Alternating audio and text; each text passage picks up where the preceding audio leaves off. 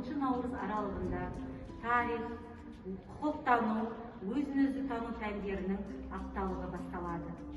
Апталығымыздың мақсаты адами құндылықтарды, тарихи тұлғаларды дәріптеу және де оқушыларымызға патриоттық тәрбие беру.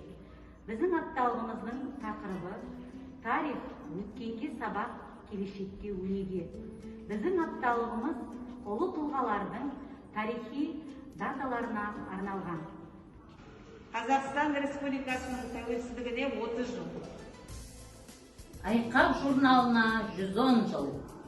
Күйші Демінов Бесен туғанына 160 жыл. Қазақ радиосына 100 жыл. Жамбыл Жабаевтың 175 жылдығы. Олжас Сүлейменовке 85 жыл. Ахмет Байтұрсынұлына 180 жыл.